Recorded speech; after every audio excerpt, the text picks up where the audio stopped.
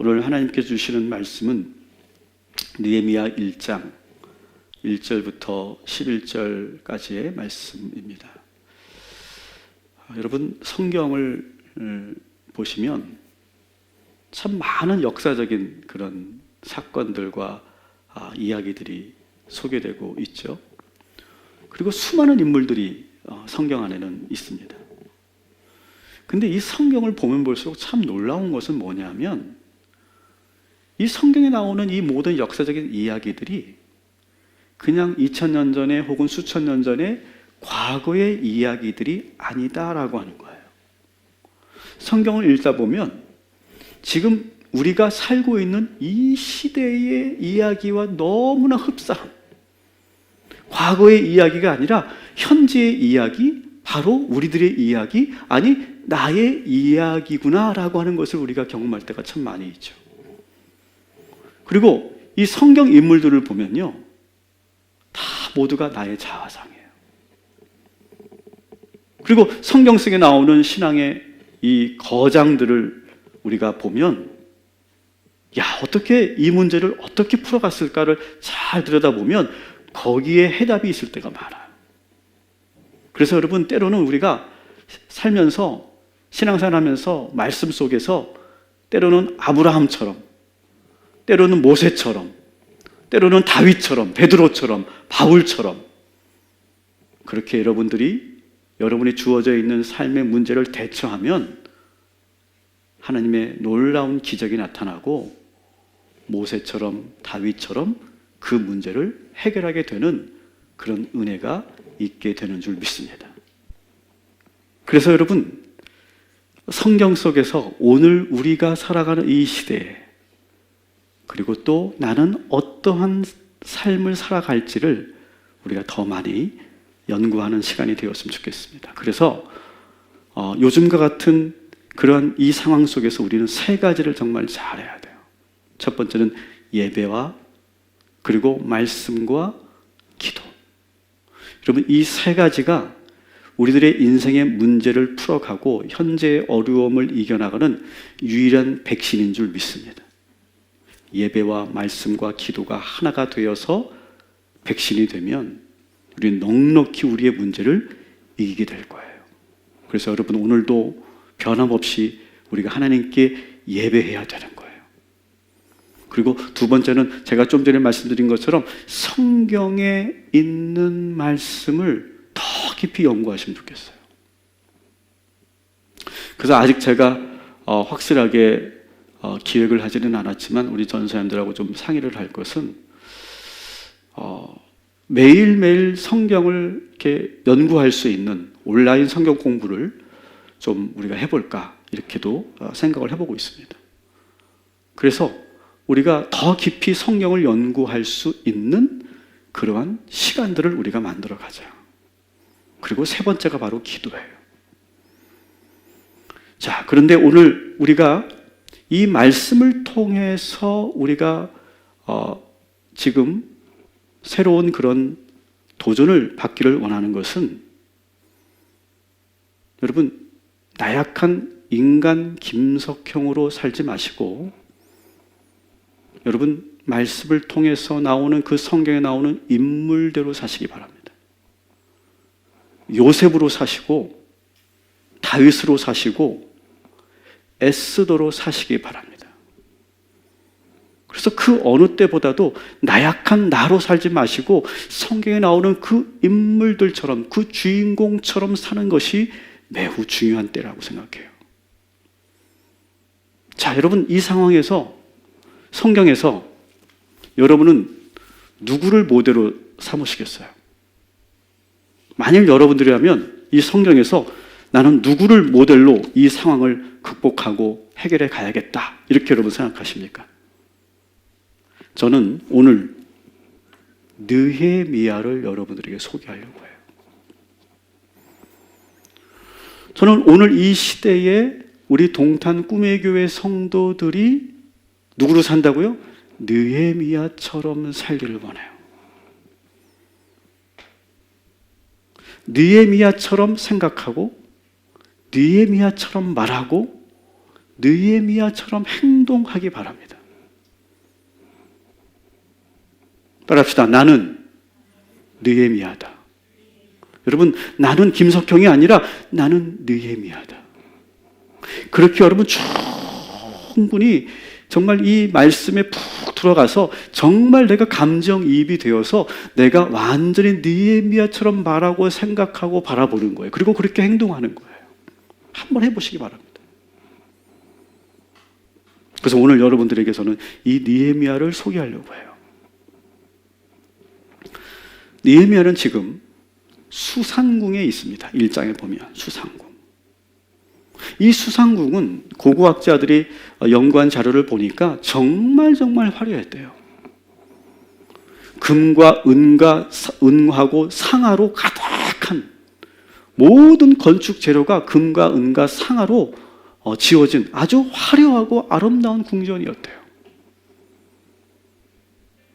지금 이 느헤미야는 지금 자기가 섬기고 있던 바벨론의 아닥사스다 왕을 따라서 지금 이 궁에 머물고 있어요. 당대 최고의 나라, 그 나라의 왕의 가장 신임을 받으면서 화려한 궁에서 살고 있는 거예요. 더 이상 바랄 게 없겠죠, 그죠? 유대인으로서 최고의 절정에 다다른 사람이에요. 최고의 높은 자리에 오른 사람이 바로 느헤미야였어요. 그리고 가장 안전한 곳에 지금 이 느헤미야는 있는 거예요. 제가 오늘 저녁을 먹으러 밖에를 나갔는데요. 옥수나무를 갔다 왔거든요. 그런데 그 골목에요, 사람이 얼마나 많은지 몰라요. 이미 우리 동탄은요, 코로나 사태가 끝났어요. 가게마다 가득가득하더라고요. 오늘 무슨 날인가 봐요. 그만큼 우리 이 동탄이 제가 보기엔 전 세계적으로 가장 안전한 도시인 것 같아요. 그렇죠? 지금 여러분 유럽을 보십시오. 미국을 보십시오. 여러분 감사하시기 바랍니다. 가장 안전한 도시에 우리가 살고 있어요. 그런데 저는 그거를 여러분들에게 감사하자고 말씀드리려고 하는 게 아니에요.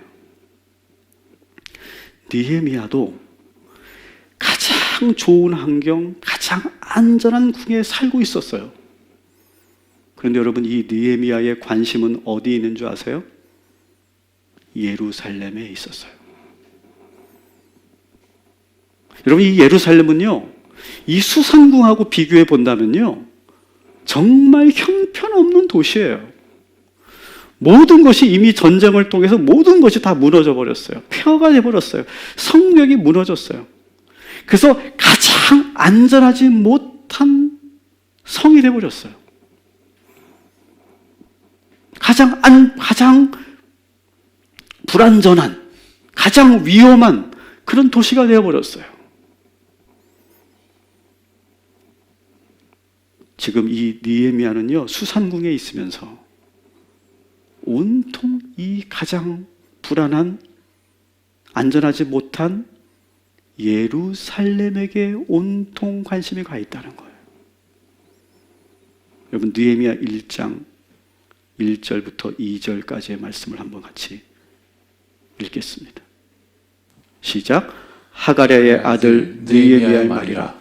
아닥사스다 왕 제20년 기스르월에 내가 수산궁에 있는데 내 형제들 가운데 하나인 하나니아가 두어 사람과 함께 유다에서 내게 이르렀기로 내가 그 사로잡힘을 면하고 남아있는 유다와 예루살렘 사람들의 형편을 물은즉.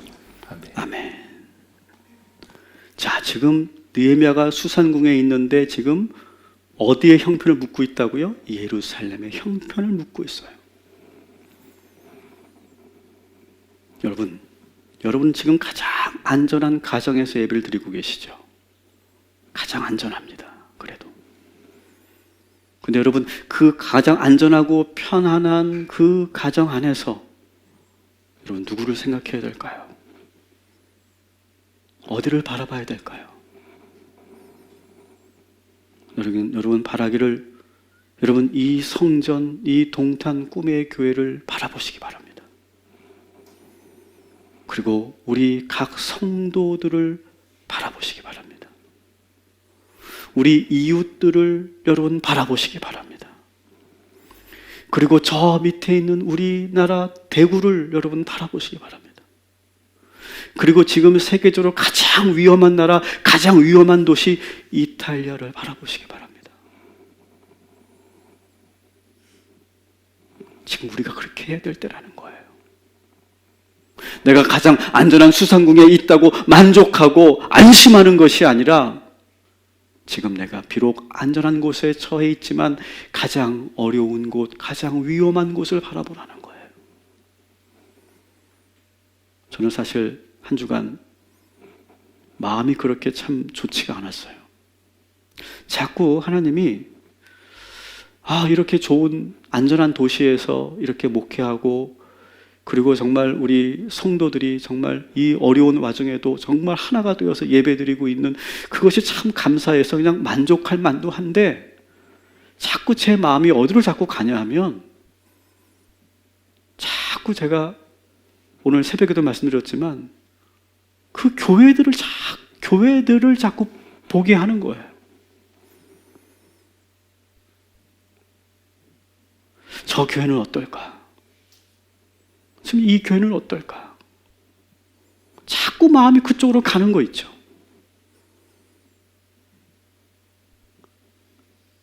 그리고 그들하고 통화를, 그 목사님들하고 통화를 하고 전화를 해보면 막 그 안타까움이 저한테 확, 이것도 하나의 전염이라고 할까요?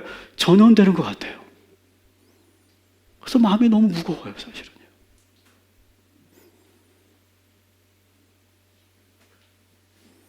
상가교회들은 지금 월세를 어떻게 내야 될지 지금 너무 고민하고 있고, 저는 그렇게 생각했거든요. 건물이 있는 교회들은 괜찮겠지, 아무리 작은 교회라고 해도. 근데 그게 아니더라고요. 건물이 있지만 작은 교회들은요, 또 시골에 있는 교회들은요, 대부분 어르신들이 대부분이기 때문에 이분들은 헌금을 온라인으로 하는 법을 모르는 거예요. 그래서 지금 이 시골에 있는 교회들이 더 큰 어려운 문제가 뭐냐면 몇 주 동안 헌금이 들어오지 않는다는 거죠. 근데 이걸 누구에게도 말하지 못하는 거예요. 여러분, 이 마음은, 이 주의종의 이 마음은 하나님이 주시는 마음이라고 저는 믿어요. 사랑하는 성도 여러분, 우리는 지금 가장 안전한 도시, 가장 안전한 가정에서 우리가 예배하고 있지만 우리의 마음과 우리의 관심은 바로 저 예루살렘, 가장 어려운 그런 우리 소상공인들과 저 대구에 있는 우리 시민들과 의료진들과 우리 작은 교회들에게 있어야 할 줄 믿습니다. 그래서 이 느헤미야는 자기 친동생 하나니를 시켜서 아주 은밀하게 유대 땅 예루살렘을 다녀오게 합니다. 사실 여러분, 이것이요 쉬운 게 아닙니다. 그는 지금 고위공직자거든요. 고위공직자가 나라에 반하는 행동을 은밀하게 추진하고 있다는 거, 이거 한번 걸리면요 큰 위험을 빠질 수 있는 상황이에요. 그런데 그는 위험을 무릅쓰고 이 일을 은밀하게 진행합니다. 느헤미야는 수상궁에 있었지만 절대로 항복할 수가 없었어요. 술 맡은 관원이라고 하는 그런 성공적인 고위 공직에 올랐지만 그는 그것으로 만족할 수가 없었어요. 나만 안전하고 나만 성공하고 나만 편안한 것, 그것을 추구하는 사람이 아니었기 때문에 그래요. 그래서 그는 1500km나 떨어져 있는 예루살렘을 바라보고 있는 거예요. 늘 궁 밖에서, 궁의 창문에서 예루살렘을 향해서 저 1500km가 떨어져 있는 곳을 향해서 지금 늘 기도하고 있는 거예요. 바라보고 있는 거예요.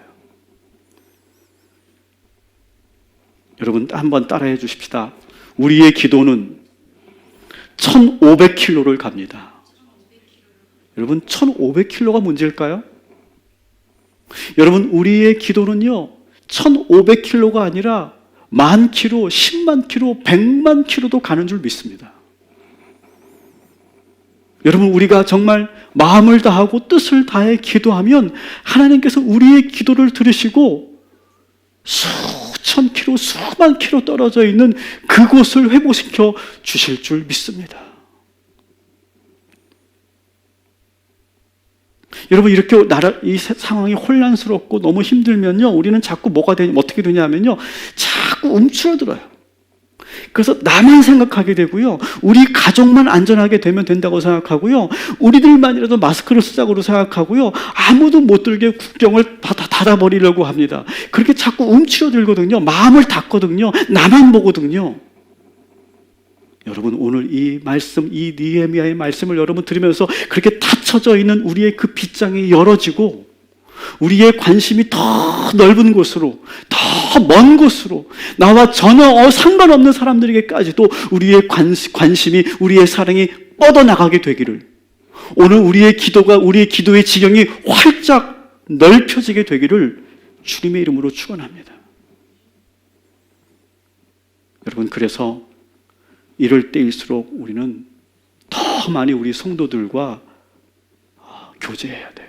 전화도 자주 하시고 서로 자주 만날 수는 없지만 서로 기도해 주시고 안부도 물어주시고, 그리고 이럴 때일수록 우리가 정말 요즘같이 정말 이 조국이 얼마나 중요한지 여러분 새삼 느끼실 거예요.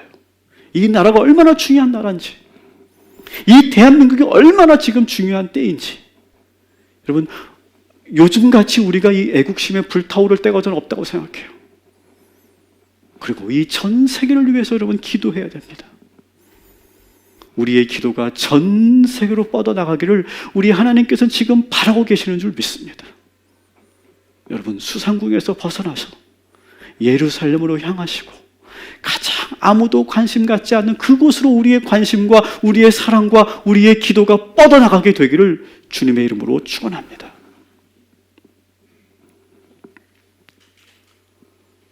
느헤미야는 예루살렘을 조용히 다녀온 하나니를 불러서 예루살렘의 사정을 묻죠. 우리 3절 말씀 함께 보겠습니다. 그들이 내게 이르되 사로잡힘을 면하고 남아있는 자들이 그 지방 거기에서 큰 환난을 당하고 능욕을 받으며 예루살렘 성은 허물어지고 성문들은 불탔다 하는지라. 아멘. 자, 어떤 소식이 들려옵니까? 성이 완전히 무너지고 성문들은 다 불타올라서 주변의 족속들에게 늘 환난을 당하고 능욕을 당하고 있더이다. 너무 안타까운 소식을 들어요. 느헤미야는 좀 그런 기대가 있었거든요. 지금 1차로 포로들이 다시 귀환했거든요. 1차로 귀환하고 2차로 귀환했거든요. 야, 이렇게 되면 이제 좀 나아졌겠지. 거기에 이미 많은 그런 종교 지도자들이 갔으니까, 많은 지도자들이 갔으니까 그들을 통해 뭔가 사정이 좋아졌겠지. 스룹바벨도 갔고 에스라도 갔으니까 뭔가 좀 나아지겠지. 그렇게 기도했거든요. 그런데 그게 아니었다는 거예요. 그래서 그 힘들다는 소식을 듣고 4절에 보니까 이 느헤미야가 어떻게 합니까? 이 말을 듣고 앉아서 울고 수일 동안 슬퍼하며 금식하며 기도하였다는 거예요. 느헤미야는요 참 눈물이 많은 지도자예요. 저는 이 느헤미야의 이 눈물이 참 부러워요. 여러분 지금 우리는 울어야 할 때라고 생각해요. 이렇게 애통해하며 눈물을 흘릴 수 있는 이 마음을 가진 사람, 저는 지금 우리들에게 필요한 것은 바로 이러한 사람들이고 이런 지도자라고 생각해요. 느헤미야는 어떤 사람이냐? 우리가 예수님의 팔복 이야기에서도 나오는 것처럼 애통해할 수 있는 지도자였어요. 여러분 이 느헤미야가 이렇게 애통해하지 않아도 됩니다. 한 번도 가보지 못한 고국이에요. 뭐 느헤미야가 이렇게 기도한다고 뭐 뭔가 어떤 그런 계획을 세운다고 그렇게 하지 않아도 돼요. 그냥 자기 혼자 편안하게 살면 되는 거예요. 그래도 누구도 뭐라고 말하지 않아요. 그렇지만 그는 지금 눈물 흘리며 금식하며 애통해하며 지금 예루살렘을 향해서 온 마음으로 함께 그 아픔을 나누고 있어요. 여러분, 저는 오늘 이 시간 이 금요 심야에서 이 느헤미야와 같은 이 거룩한 감성이 살아나는 그런 밤이 되기를 주님의 이름으로 축원합니다. 여러분, 우리가 지금 뭘 봐도 감동이 없고 뭘 봐도 나는 저런 거 보기 싫어, 짜증나, 꺼버려, 난 관심도 없어, 나는 정말 어두운 이야기, 부정적인 이야기 난 너무 싫어. 여러분, 그렇게 하는 것이 아니라 막 같이 아파하고 더 많이 그 장면을 보면서 그 보도를 보면서 내가 기도하고 정말 우리가 그렇게 해야 될 때라는 것이죠. 근데 여러분, 느헤미야는 그냥 이렇게 감정적으로 눈물만 흘린 것이 아니라 뭐 했다고요? 금식하며 기도했다는 거예요. 그래서 여러분, 이 느헤미야는요, 느헤미야를 다시 우리가 다르게 우리가 부제를 정한다면 느헤미야는요, 기도의 책이에요. 기도의 책. 그래서 이 느헤미야 13장 전체를 보면요, 느헤미야의 기도가 무려 9개가 나와요. 9개. 느헤미야가 어떻게 이렇게 성공한 그런 고위 공직자가 될 수 있었는가? 기도의 힘이었다는 거죠. 우리는 그것을 볼 수 있어요. 그는요, 그냥 감성적으로 울기만 잘하는 그런 사람이 아니라 그는 기도하는 사람이었다는 거예요. 여러분, 오늘 우리가 가장 아파하면서도 우리가 정말 하나님께 부르짖고 기도할 때 하나님께서 우리들에게 역사하여 주실 줄 믿습니다. 그런데 느헤미야는요, 한 발 더 나가서요, 그저 울기만 하고 기도만 하는 사람이 아니라 그는 아주 치밀하게 계획을 세울 수 있는 사람이었다라고 하는 것을 우리가 알 수 있어요. 여러분, 1장을 여러분 보시면, 성경책을 한번 펼쳐보십시오. 1장을 보시면 이 이야기가 언제라고 되어 있습니까? 예루살렘의 소식을 들을 때가 언제라고 되어 있습니까? 기스르월이라고 되어 있어요. 기스르월. 이 기스르월은요, 11월과 12월 그 사이 정도 돼요. 근데 2장을 넘겨가면, 2장은 무슨 얘기냐 하면 느헤미야가 아닥사스다 왕을 대면하는 장면이에요. 근데 이 2장 1절을 보면 무슨 월이라고 되어 있어요? 니산월이라고 되어 있어요. 이 시기는 3월에서 4월 정도가 돼요. 다시 말하면 예루살렘의 그 어렵다는 소식을 듣고 4개월 동안 뭘 했다고요? 기도했다는 거고요. 기도하면서 뭘 했을까요? 하나님께 지혜를 구하는 거예요. 차분하게. 그리고 전략을 짜나갑니다. 예루살렘에 대한 더 많은 정보를 모으고 있어요. 그래서 실제로 뒤에 보면 가장 무엇이 먼저, 예루살렘에서 가장 무엇이 시급한지를 정보를 통해 알게 돼요. 그래서 성벽을 재건하는 것이 가장 시급하다는 걸 알게 되고, 그 성벽 재건을 위해서 얼만큼의 건축자재가 필요한지, 얼만큼의 재정과 얼만큼의 시간이 필요한지까지도 다 계산을 해놓습니다. 그는 그냥 울기만 하고 앉아서 기도만 한 사람이 아니라 철저하게 대비하고 준비했던 사람이에요. 그러면서 이 페르시아의 이 정세를 철저하게 파악하고 있어요. 이 정세가 바뀌고 있거든요. 이 바벨론 시대 때와 이 페르시아 시대 때와 완전히 다르거든요. 이 식민 정책이 달라지고 있는 것을 그는 알고 있거든요. 그리고 가장 왕 가까이에서 왕의 그 심정과 왕의 그 생각들을 면밀하게 지켜보면서 이 때를 기다리고 있는 거예요. 여러분, 우리가 이 어려운 이 문제 앞에서 슬퍼만 하는 것이 아니라 앉아서 그냥 무기력하게 기도만 하는 것이 아니라, 여러분, 우리가 기도하면서 철저하게 하나님의 지혜를 구하면서 이 문제를 풀어가면 우리는 정말로 이 어려움을 지혜롭게 잘 풀어갈 수 있게 되는 그날이 오게 될 줄 믿습니다. 느헤미야는 바로 그런 사람이었다는 거예요. 자, 이러한 그 과정 속에서 오늘 이 5절부터 11절까지는 느헤미야의 기도가 나오고 있어요. 여러분, 오늘 이 밤에 기도하실 때 느헤미야가 기도했던 것 그대로 해보세요. 여러분, 놀라운 기도의 역사가 나타나게 될 거예요. 자, 1장 5절을 보면 느헤미야 기도의 그 텍스트가 나오는데 여러분 그대로 해보시라는 거예요. 자, 첫 번째가 뭐냐면 기도의 대상을 분명하게 하라는 거예요.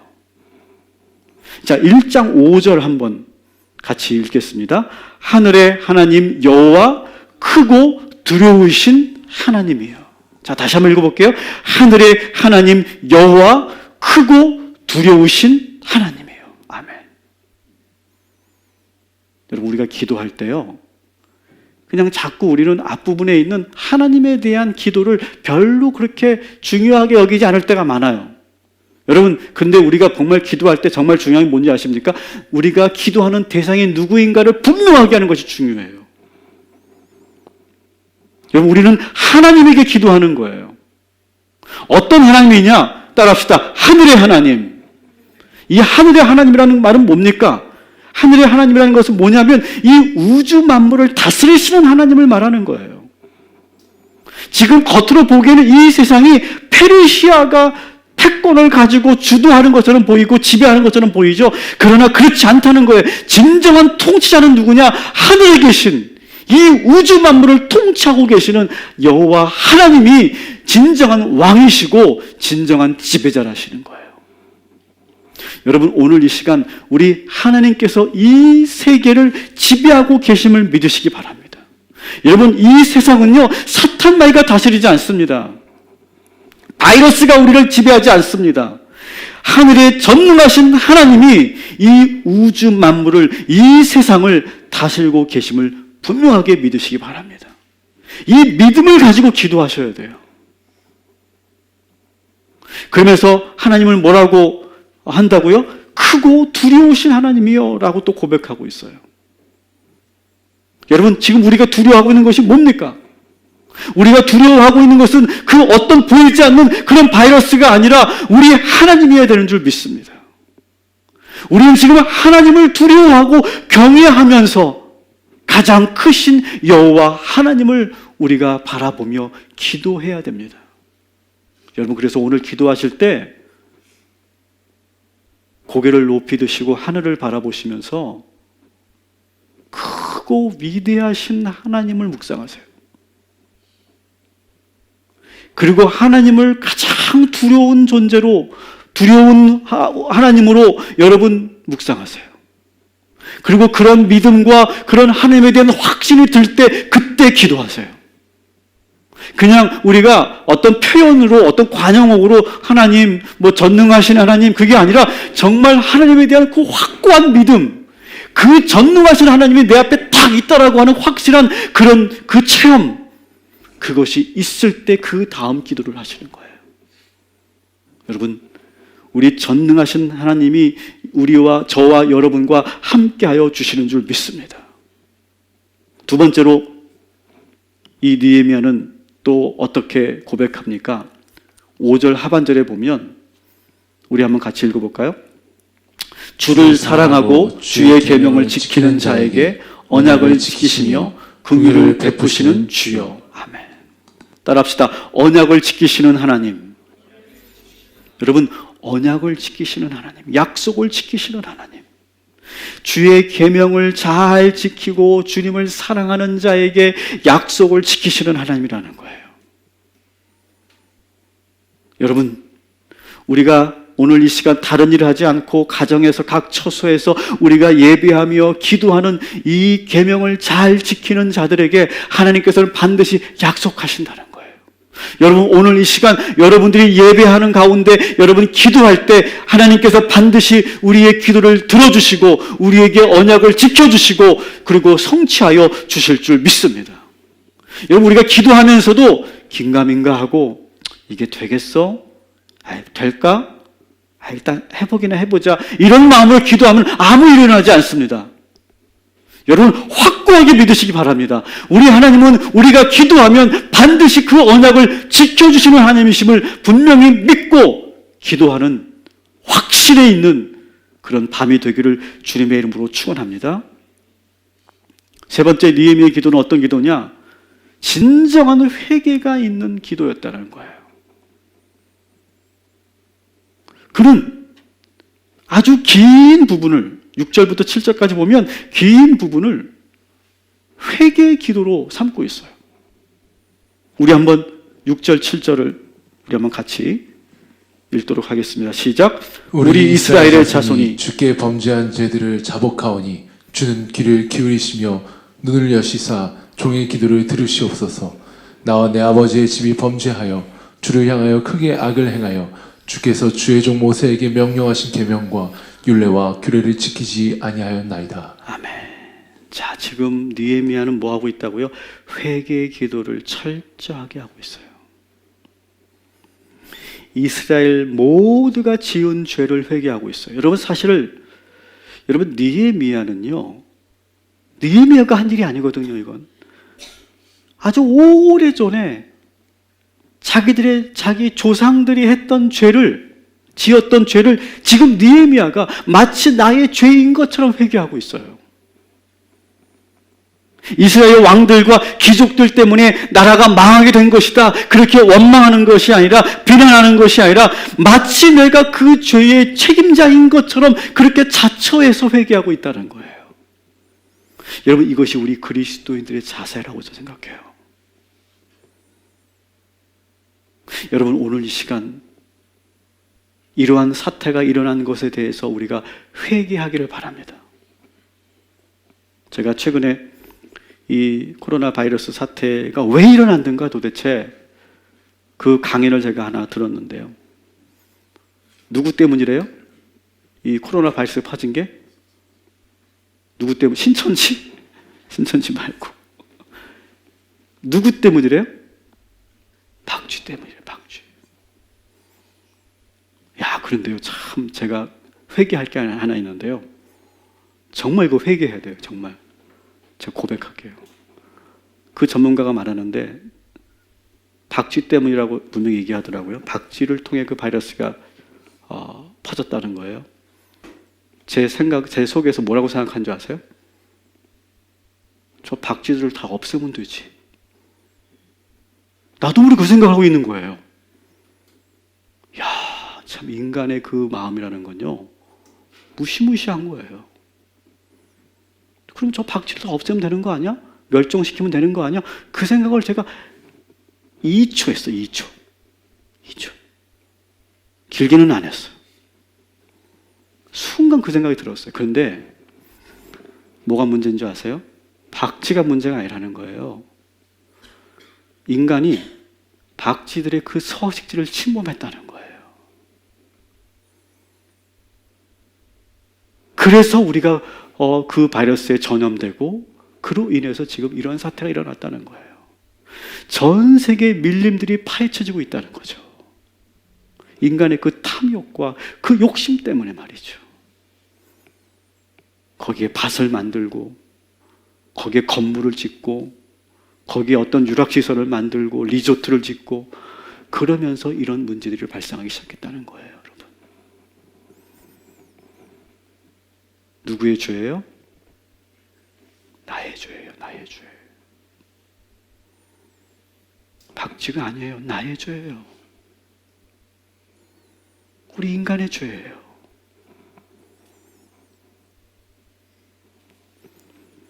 여러분, 정말 우리가 회개해야 될 때라고 저는 생각해요.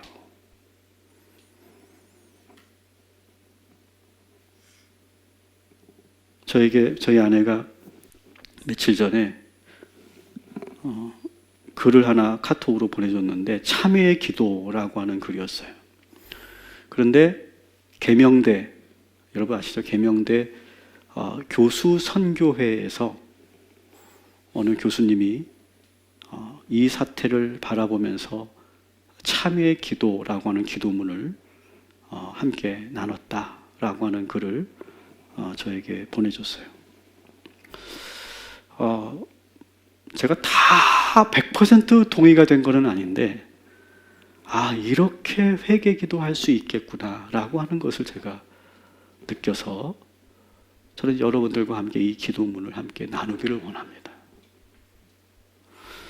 저는 이것 말고도 우리가 회개할 게 너무 많다고 생각해요. 제가 좀 전에 말씀드렸던 것처럼 인간의 그 탐욕으로 인해서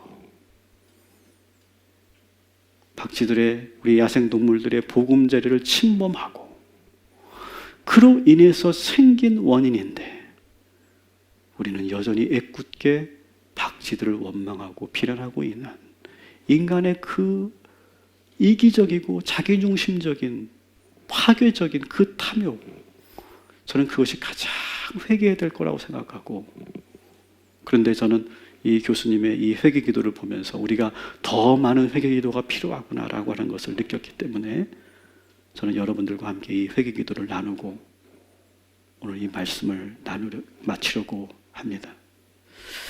여러분들에게 PPT로 띄워드리고 또 예배를 마치고 나서는 제가 밴드에다가 이 회개 기도를 함께 띄워드릴 테니까 우리 함께 회개하는 마음으로, 또 이걸 우리가 같이 기도하면서 더 많이 회개할 것이 떠오르면 오늘 이 밤에 함께 회개하는 시간이 되었으면 좋겠습니다. 우리 한번 같이 내 기도라고 생각하고 나의 회개 기도라고 생각하고 우리 한번 같이 한 목소리로 같이 천천히 한번 회개 기도 하도록 하겠습니다. 주님, 코로나19로 인해 불과 한 달 새 우리의 생활 모든 것이 너무나 많이 바뀌었습니다. 요즘 상황을 보면서 우리가 얻을 수 있는 교훈이 분명히 있음을 보게 하시고 우리가 잘못 가고 있었던 길을 반성하며 다시금 주 앞에 바르게 서는 기간이 되게 하여 주시옵소서. 주님, 우리는 지금 평범한 일상이 다시 오기를 간구합니다. 매일매일의 일상이 가장 큰 축복임을 이제라도 알게 하시니 감사드리며 그동안 주님이 주신 행복을 곁에 놔두고 행운을 찾아 헤맸던 죄를 용서하시며 무엇이 가장 소중한 축복인지 깨닫게 하여 주시옵소서. 주님, 마스크 없이는 하루도 살 수 없는 세상이 되고 말았습니다. 이는 그동안 너무 많이 무책임한 말을 내뱉고 거짓 뉴스를 아무렇지도 않게 퍼날랐던 우리들에게 조금 더 침묵하며 살라는 주님의 명령 같습니다. 앞으로 조금 더 내 입을 막으며 적게 말하고 진실만을 전하기 위해 노력하게 하여 주옵소서. 주님, 모이는 교회를 막으시는 것은 그동안 한국교회가 세상 속에서 빛과 소금의 역할을 전혀 감당하지 못한 채 자기들끼리 모이는 일에만 힘쓰는 것에 대한 벌처럼 느껴집니다. 우리의 믿음의 현장이 교회가 아닌 세상임을 알려주시는 주님의 교훈이 분명한 것 같습니다. 교회보다 교회 밖에서 더 빛나는 그리스도인이 되도록 우리 모두 다시 노력하게 하여 주옵소서. 교인이 5만이니 10만이니 하는 것이 모두 거품인 것을 알게 하신 주님, 하루아침에 예배당의 교인들은 없어질 수 있음을 깨닫게 하시니 감사합니다. 목사의 관심이 교인의 수에만 있고 교회의 자랑이 그 크기에만 있었다면 이제 그 마음을 돌이켜 우리의 참된 자랑이 무엇인지 생각하게 하여 주옵소서. 나의 자랑이 천박한 교회 크기가 되지 않게 하시고 내 기도의 간구가 경쟁에서 승리가 되지 않게 하여 주옵소서. 오직 존귀한 그리스도 예수만이 우리의 자랑이 되게 하여 주옵소서. 주님, 이 어려움이 다 지나고 난 후 이 땅의 교회들이 다시 새로워지며 주 안에서 하나의 교회로, 같은 교회로 함께 천국을 향해 나가게 하여 주옵소서. 주님이 가르쳐 주신 기도와 같이 거룩한 공교회가 되게 하여 주옵소서. 이렇게 텅 빈 예배당에서 하나님께 예배하며 그 동안에 나의 잘못을 참회합니다. 주님, 교인들과 함께 마주하며 예배할 수 있는 날이 속히 오도록 주님 우리에게 긍휼을 베풀어 주옵소서. 언제나 우리를 위로해 주시며 새롭게 하시는 예수님의 이름으로 기도합니다. 아멘. 여러분, 오늘 이 시간 느헤미야가 회개했던 것처럼 오늘 이 시간 우리가 회개해야 될 때라고 저는 믿습니다. 여러분, 누구를 탓할 것이 아닙니다. 바로 우리들의 죄 때문입니다. 우리들의 그 탐욕 때문입니다. 내가 그 숲을 파헤치지 않았다고 우리는 나와 책임이 없다고 우리는 말할 수 없습니다. 우리는 거기에 동조했고 심정적으로 동의했고 바라보면서 아무런 일도 하지 않았습니다. 바로 우리들의 죄입니다. 여러분, 하나님께서 이 과정을 통해 우리 그리스도인들에게 무엇을 말씀하고 계실까요? 무엇을 경고하고 계실까요? 오늘 이 시간 회개 기도를 하기를 원합니다. 아까 그 교수님의 그 회개 기도를 여러분 들으시면서 여러분이 떠오르고 있는 새로운 회개 기도, 오늘 이 시간 하나님 앞에 회개하며 나아가기를 소망합니다. 우리 주여 한번 외치고 기도합니다. 주여!